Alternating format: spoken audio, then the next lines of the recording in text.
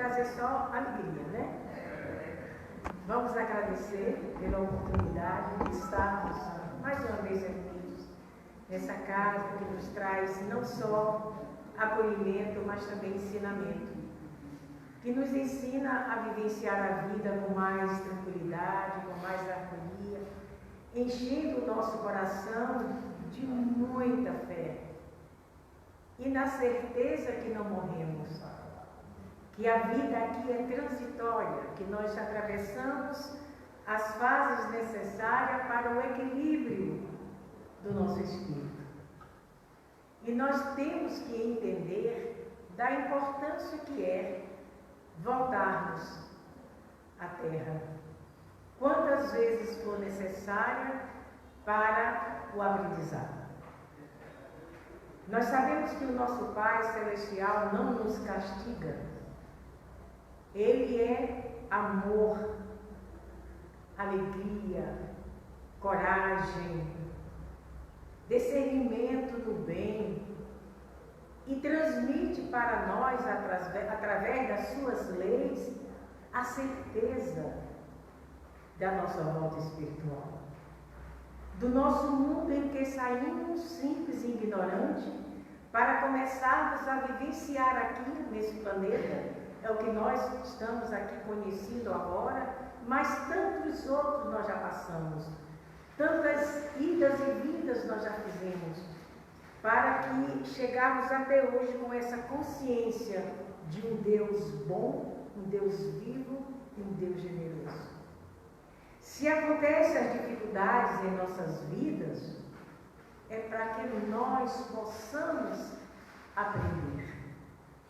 Porque se não tivermos as dificuldades, não sabemos. Se a vida fosse só tranquilidade, que sentido teria e como nós poderíamos alcançar? Uma tranquilidade, a inteligência, a vontade de crescer, a vontade de melhorarmos moralmente.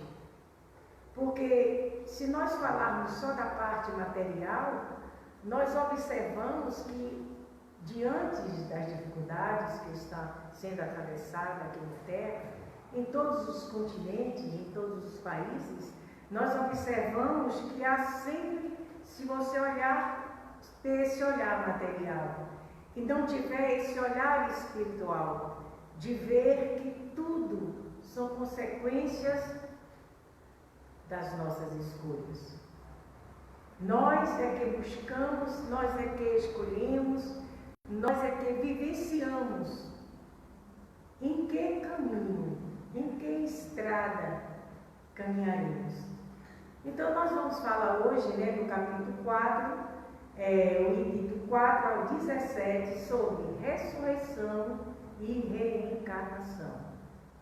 A ressurreição antigamente era considerada como a reencarnação, eles não tinham como era, então tinha o sentido de que não pararíamos, que a nossa vida não acabaria naquele momento. Os judeus, eles tinham esse conceito da reencarnação e os povos mais antigos tinham esse conceito também de reencarnação, mas a volta do corpo. É tanto que os faraós, aqueles homens grandes de histórias, até um tempo desse descobriram um faraó, o faraó VI, eu estava vendo, e eles guardavam tudo.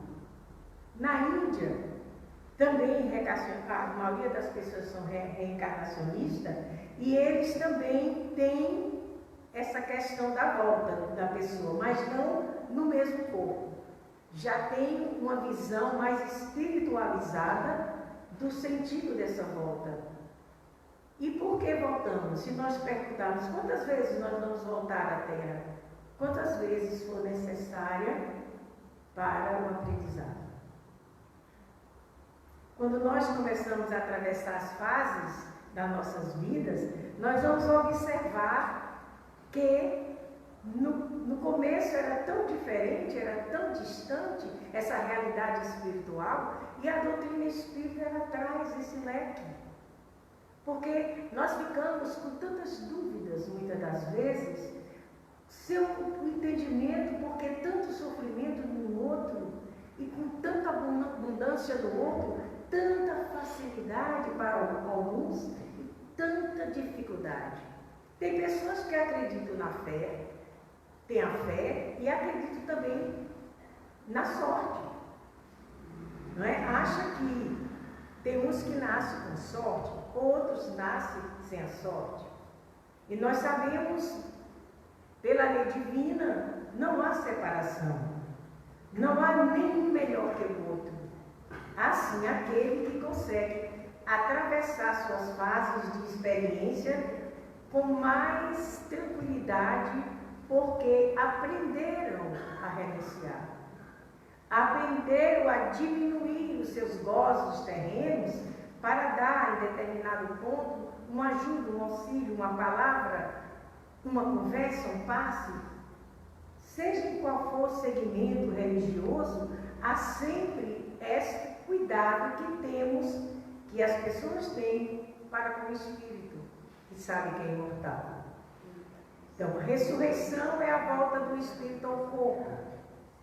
É assim que eles conversam, a volta do Espírito ao corpo. Você volta, é quando é citado, né? Esse livro é muito bom. Olha que livrinho tão pequeno, gente. Jesus na atualidade. É uma parte pequena que se fala da reencarnação, que mostra, né, a conversa de Jesus com Nicodemos. Nós observamos pela história, por muitos livros que falam sobre o Cristo, que tem uma passagem que diz assim: Cristo fez tanto pelos outros. Ele cultivou o amor, cultivou a sabedoria, ele cultivou o carinho, a compaixão para conosco. E quando ele chegava para curar aqueles enfermos daquela época, ele observava não a personalidade, não era o meu eu atual, era o espírito, a alma que estava ali. E quando ele observava, ele sabia que aquele teria a condição de se curar, teria a condição de melhorar. Então ele tinha uma visão diferenciada de tudo. E as pessoas se encantavam pelo seu magnetismo, pela sua palavra, pela verdade que era surgida com ele. E as pessoas, quando ouviam, se fascinavam pelo Cristo. Tinha uma sensação de amor, de equilíbrio, é tanto que muitos seguiram o Cristo. A maioria deixou.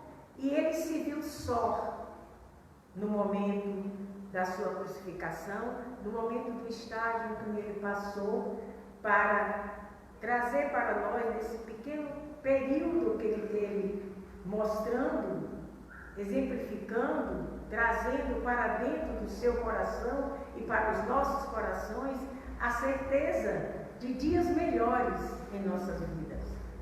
Então, cada um pensava que a reencarnação é quando ele fala com Nicodemos.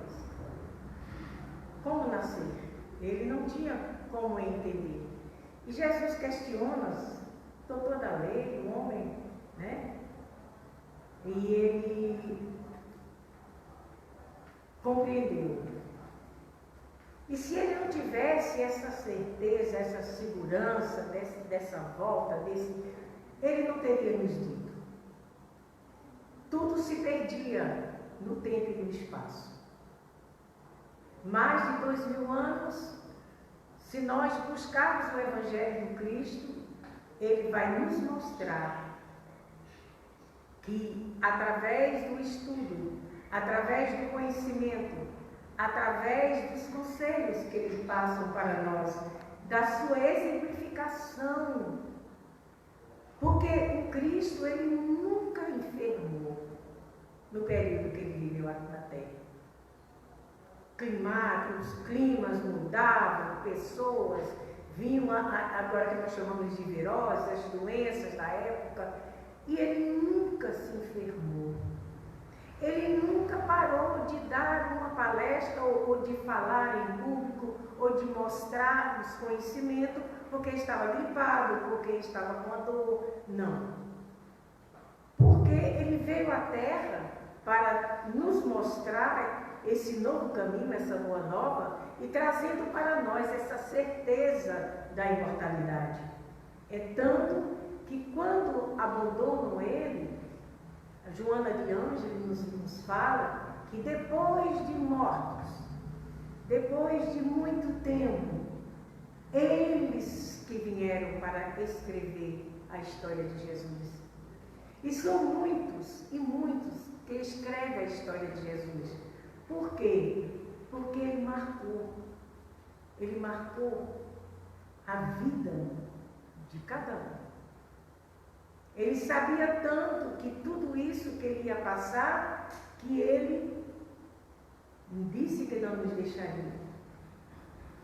Que ele nunca, e até hoje nós sabemos que ele nunca nos deixou. A reencarnação é um princípio da lei, do amor, da justiça, da caridade. Nós não poderíamos ter nascido o espírito junto ao corpo que vai começar a se desenvolver no ventre. A nossa história está além dessa construção biológica do ser. A nossa história está dentro de um universo imenso, porque ele mesmo fala, o próprio João, o Espírito sopra onde quer. E muitas das vezes nos aconselha, não acredite naquele Espírito que não veio de Deus. Se nós olharmos essa frase, vai dizer, mas todos nós não somos de Deus? Todos nós não somos criaturas? Não somos espíritos? Não somos seus filhos? Que através do Mestre fez a identificação da humanidade como filho de Deus. Então, nós observamos tudo isso e começamos a entender. Em uma só reencarnação, não teríamos como evoluir. Quanto tempo nós passamos aqui na Terra? 70, 80? Hoje tem um pouco maior, muita gente chega aos 90 anos, talvez mais. Mas não há como Deus ser bom e justo e nós passarmos por uma dificuldade sem o conhecimento. Temos que sofrer, sermos amargurados, sermos feridos, sem ter um motivo. Então, no livro que tem aqui, eu botei aqui que eu fiz uma filazinha, porque você sabe, né? A gente faz uma filazinha e deixa bem guardadinha, que ela está aqui tão escondidinha. Parece que está com vergonha de ficar aqui. Bom, nós vamos falar, em primeiro lugar, da história do livro de Leon Tolstói. Que é o livro A Eterna Mensagem do Monte, não é? Tem uma história que fala dele, sobre ele, que é sobre uma mensagem que diz assim, retorno ao passado. Ele não é tão longo, é uma história pequena que mostra. Eu achei interessante nós estudarmos para mostrar que nesse processo aqui, que vai ser mostrado a lembrança da reencarnação. Havia um senhor que vivia num abandono total. E ele era um peregrino, ele andava pelas ruas, pelas cidades, onde ele chegava, ele fazia serviços, prestava serviço, e com aquilo que ele fazia, ele ganhava pão, ganhava roupas usadas, sapato. Teve um período que ele estava muito cansado de tanto andar, sem rumo nenhum. Então, ele começa a pensar, como é que pode eu ser tão miserável? Vivo só, sem ninguém para me olhar. A minha vida é terrível. Aí ele se lembra de uns sonhos que sempre o perseguiam. Nesse dia, ele caminhou muito e estava nevando demais. E em determinado momento, ele não conseguiu mais continuar a caminhada. Então, ele dirige o seu pensamento a Deus e pede a Deus que cuide dele, porque ele sabe que ele não vai mais sair naquele estado que ele está. É quando ele começa a escutar as suas próprias memórias. Então ele disse o seguinte: Deus, sei que não poderia sair mais daqui, mas ajuda a ter um esclarecimento, uma luz. Por que de tanto sofrimento? Minha mãe morreu no meu parto. Meu pai não quis saber de mim porque disse que eu matei a minha mãe. Fui criado por uma pessoa cruel e desumana. Depois jogado nas ruas. Não tenho parente, não tenho ninguém e vivo mendigando através dos esforços dos meus pequenos trabalhos para viver. Será que esse sonho que sempre me persegue pode ter algo a ver comigo, com a minha história, com o meu sofrimento? E ele começa a ver que ele se via como um homem muito cruel. Um homem de grandes terras, mas ele não era bom nem para os seus familiares. Todas as pessoas fugiam dele. Essa história acontece na Rússia, numa cidade da Rússia. E ele era malvado, ele era mau patrão, ele cultivava naquela época, em 1860, ele cultivava de escravidão das pessoas que não tinham dinheiro. E todo mundo tinha medo dele, até os filhos, depois que cresceram, o abandonaram. E ele ficou sozinho.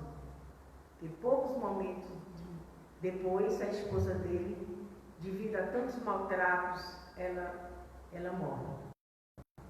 Pronto, naquele momento onde ele está lembrando desse sonho, ele perde os sentidos e desperta na casa de uma pessoa, uma vila. E quando ele desperta, que ele acorda, e o menino está perto dele, e eles começam a dialogar. E o pai do menino diz assim: filho, não converse com ele, ele está muito cansado. Ele precisa descansar. Aí ele diz: mas ele tem que saber, pai, que foi eu que o encontrei. Eu encontrei ele semi-morto e eu vim buscar o senhor para acolher. E ele disse: mas o que eu acho estranho é que esse moço parece demais com aquele senhor que morava aqui nessas terras. E o nome desse rapaz é Yuri, o que estava doente. E Yuri ficou escutando e disse: mas o senhor tem uma semelhança muito grande no seu rosto, na sua fisionomia com esse rapaz. Então ele pega e pede para ele ver, né? O retrato, então o retrato na lareira, ele vê realmente identificado. E naquele momento ele se curva e começa a chorar. E lembra que de fato ele vivia naquelas terras e ele tinha lembrado da sua reencarnação. E a partir daquele momento ele disse que ia trabalhar para beneficiar os outros, não mais mendigar. Esse é o primeiro ponto que nós observamos, que algumas pessoas têm reminiscência da reencarnação. Principalmente quando está passando por algum momento difícil e aquilo não passa, ele não consegue sair daquele problema, daquele momento onde ele está preso. Então, muita da gente fala: mas será que eu fiz alguma coisa errada na reencarnação passada? Mesmo os que são leigos, mesmo aquelas pessoas que não acreditam de forma alguma, porque só se vive uma vez, como Paulo fala, mas uma vez que Paulo estava falando naquele momento, é da personalidade nossa. Naquela época, naquele momento, o corpo vai perder, porque realmente morre, mas se volta de novo para o plano espiritual e retornando à Terra.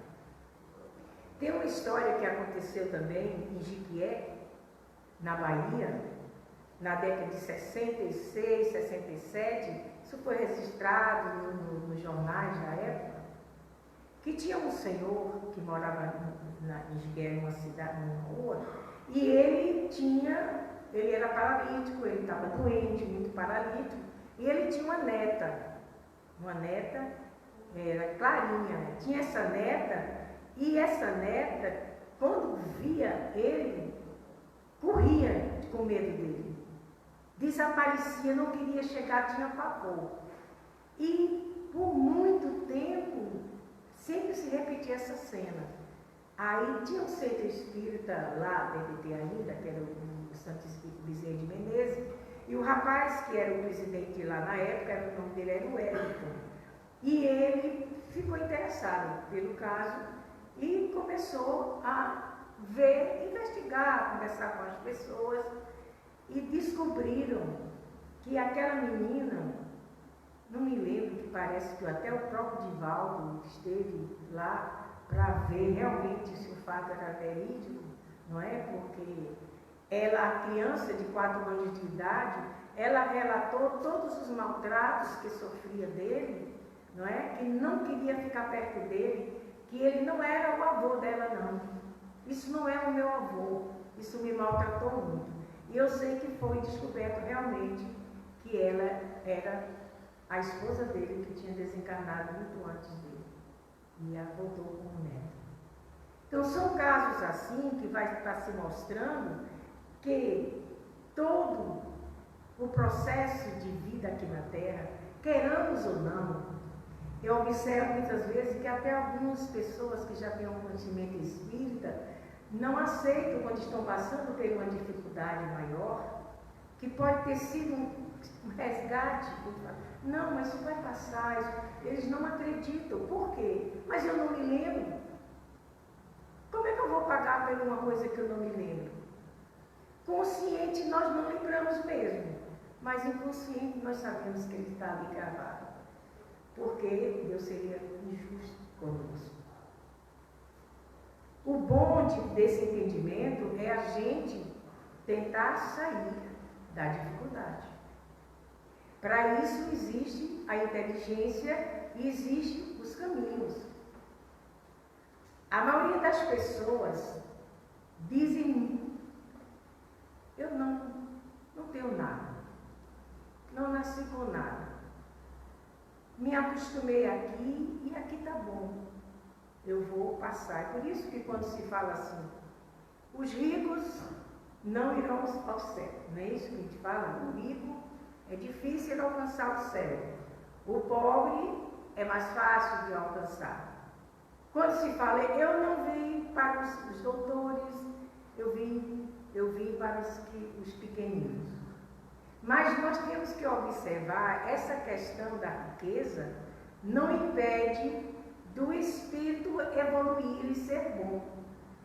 Porque a riqueza é um meio que nós recebemos para ajudarmos os outros, para amenizar a dor do outro. É diferente.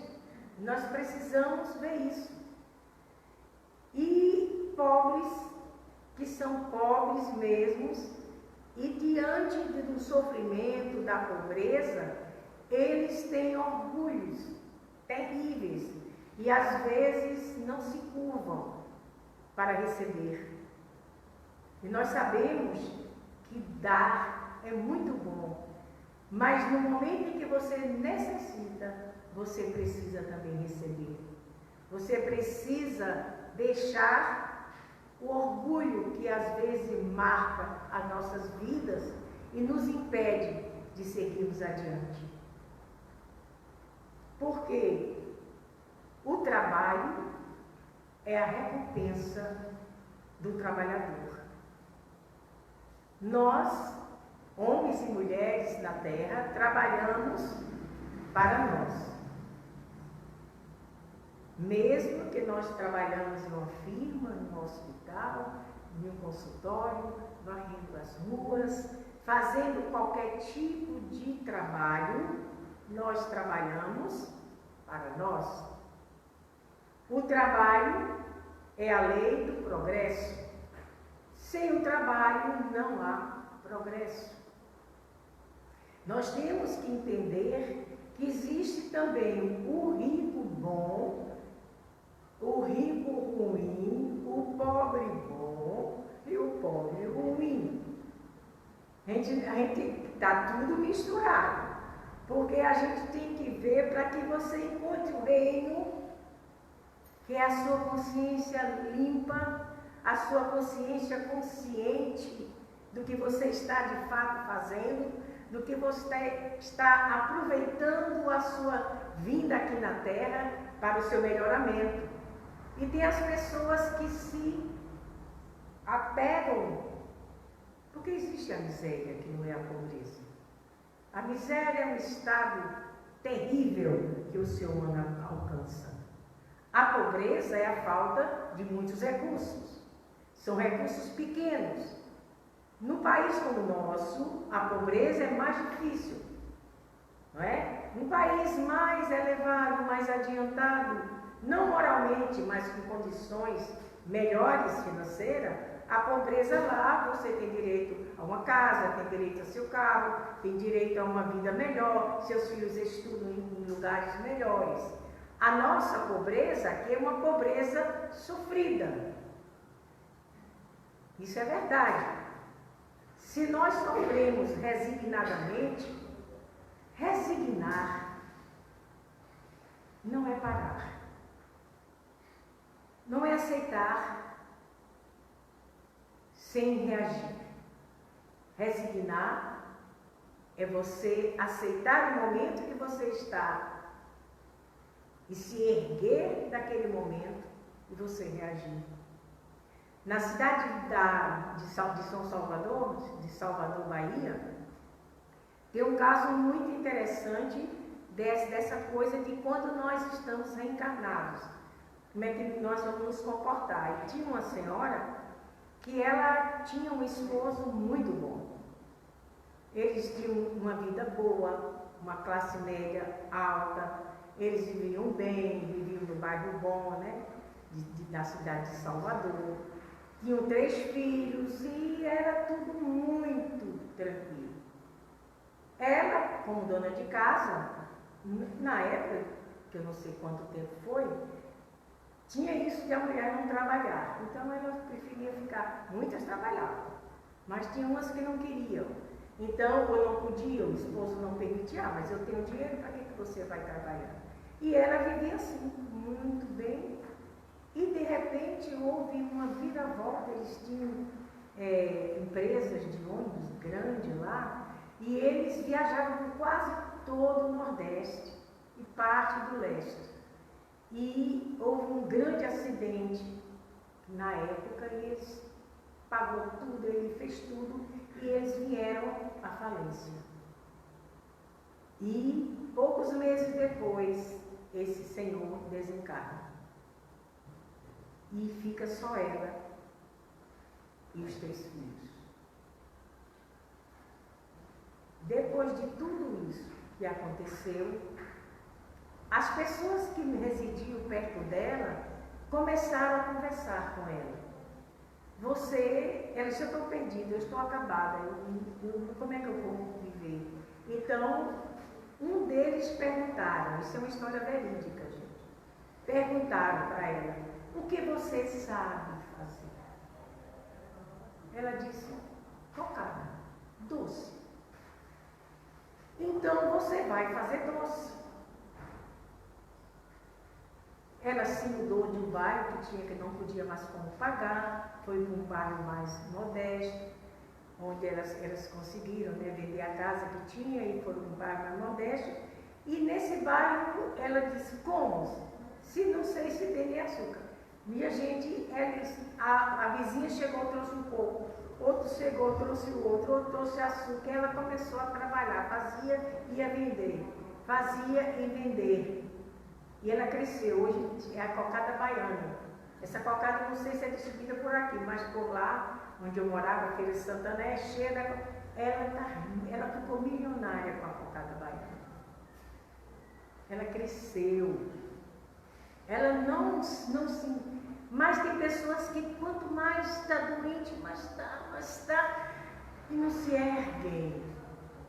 Hoje eu estava conversando com uma sobrinha minha, ela está passando por um processo muito difícil, e eu disse para ela assim: minha filha,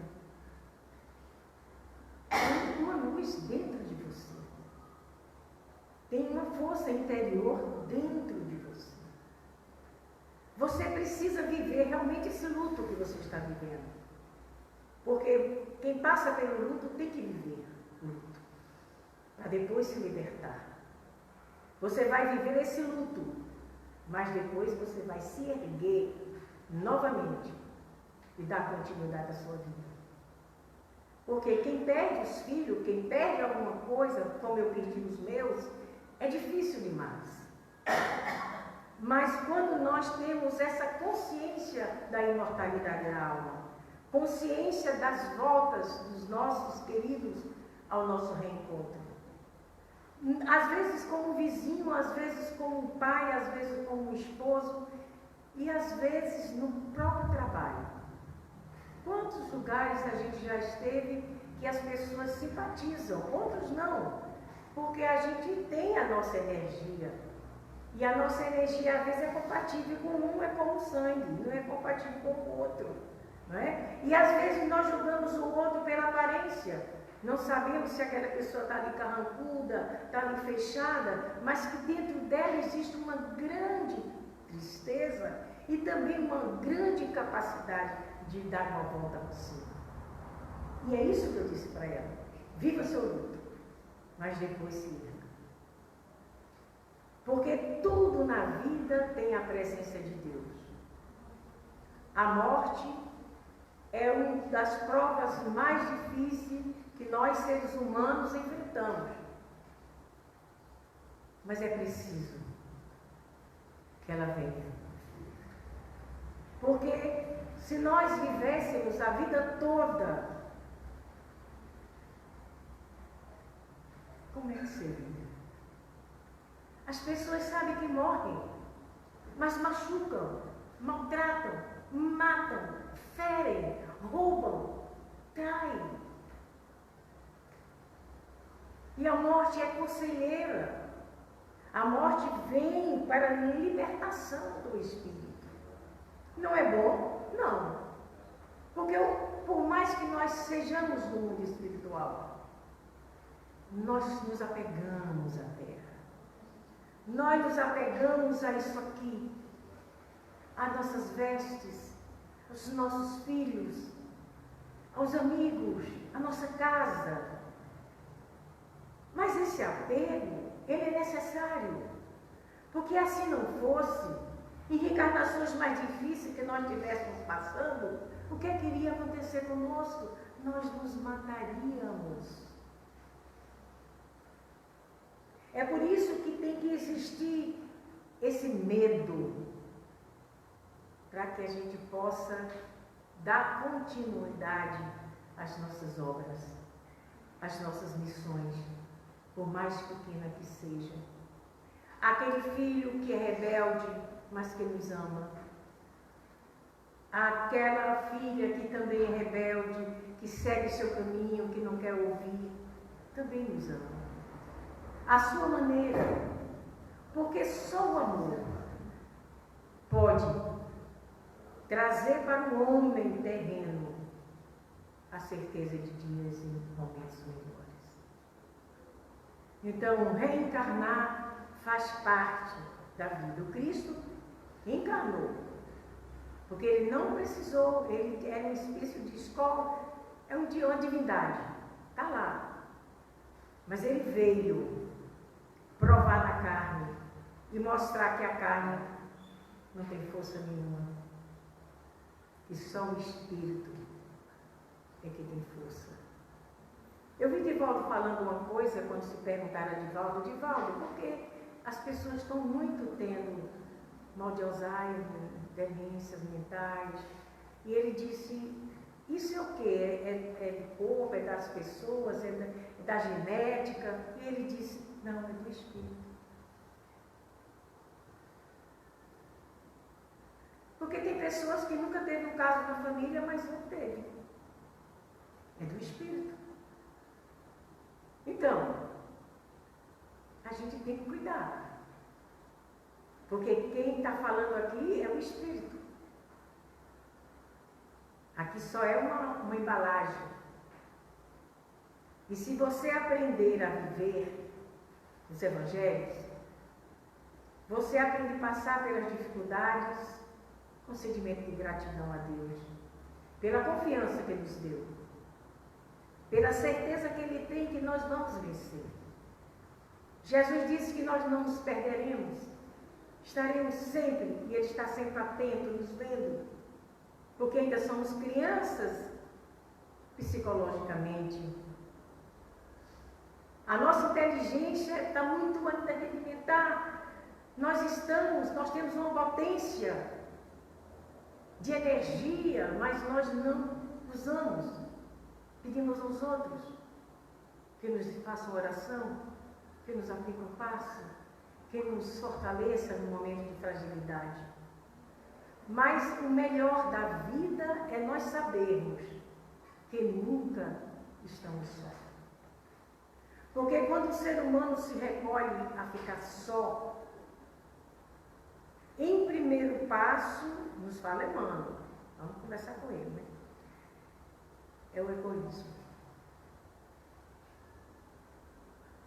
Nós somos tão egoístas nesse passo, que não quero me incomodar. É um passo difícil. As pessoas me aborrecem. E eu não divido nada com ninguém. Tem pessoas que ficam só porque não quer contato com o outro. Mas nós só crescemos com o outro. Com as provas. O marido difícil, não dá certo. Passa. Porque tem que ser assim. Ninguém é obrigado a sofrer. Essa tese de tem que sofrer, isso já está caído, não existe segurança nisso. A gente precisa viver e vencer a dificuldade, não se atolar na dificuldade. Na tristeza, na dor. Ah, porque perdeu, eu não morreu, ele vive. Meu filho vive, meus filhos vivem. Então, se a gente se apegar no momento do desenlace de um ser humano, a gente vai sofrer e muitas das vezes indagar a quem nós não podemos indagar, que era Deus. Questionar como ser mais inteligente. Nós não temos nem nada para qualificar Deus. E a reencarnação, gente, é a prova do amor, da bondade e da sabedoria de Deus para com seus filhos. Não precisa dizer que não reencarna porque reencarna. A gente vê a história no livro, né? A história de Sigismundo, mas o Sigismundo ele foi porque foi o preparado, né? Ele era o inimigo da família. O homem da Ave Maria odiava, então era preciso aquela reencarnação. Quase todos nós temos as reencarnações programadas. Porque nós temos já consciência do que somos. Pouquinho, né? Mas temos. Quem não tem a consciência, volta voluntariamente. Tem onde vai lançar eles. No carnaval é lançado um monte de espíritos que vão reencarnar compulsivamente pelo excesso de bebida, de droga, de loucura, de respeito a si mesmo. Então, volta de qualquer jeito. Aí eu não acredito, não tem problema.